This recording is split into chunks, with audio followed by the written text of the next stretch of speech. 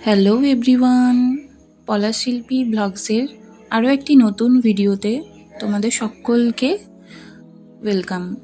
আজকে আমি ভিডিওতে দেখাবো শাশুড়িমা কীভাবে লাউ পাতায় মৌরলা মাছ ভাপা করে। মা এখানে মাছগুলোকে বেছে ভালোভাবে ধুয়ে রেখে দিয়েছে। এরপর লাউ পাতাগুলো ভালোভাবে ধুয়ে কড়াইয়ে ভালোভাবে সর্ষের তেল বুলিয়ে লাউ পাতাগুলো এপিট ওপিট করে একটু ভেজে নিয়েছিল। তারপর ওই মাছে পেঁয়াজ রসুন কুচি করে, সর্ষের তেল, হলুদ, সর্ষের গুঁড়ো, কাঁচা লঙ্কা, টমেটো কুচি, পরিমাণ মতো নুন, হলুদ সব কিছু ভালোভাবে দিয়ে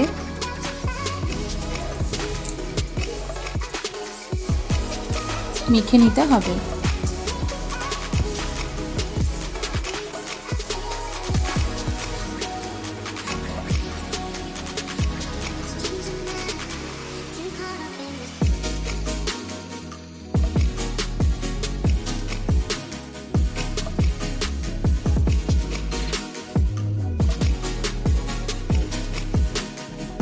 এরপরে ওই একটা লাউ পাতায় ঠিক কিছুটা পরিমাণ ওই মৌরলা মাছ মাখাটা দিয়ে এইভাবে পাতাটা মুড়ে নিতে হবে।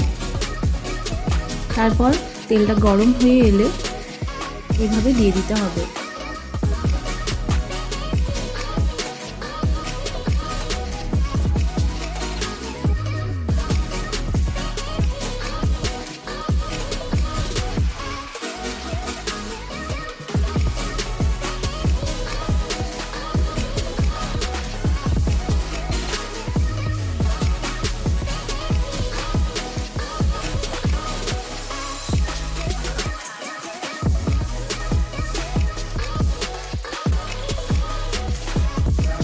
10 থেকে 15 মিনিট রেখে দেব এটাকে কড়াইয়ে ঢাকা দিয়ে।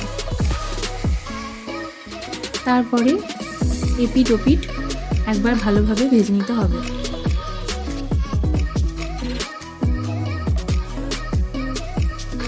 ব্যাস রেডি লাউ পাতায় মৌরলা মাছ ভাপা।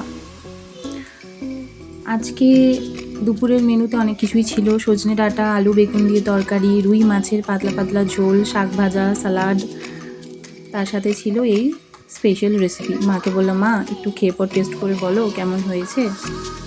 মা বলছে দারুণ হয়েছে, ভালো লাগলে লাইক, শেয়ার, সাবস্ক্রাইব।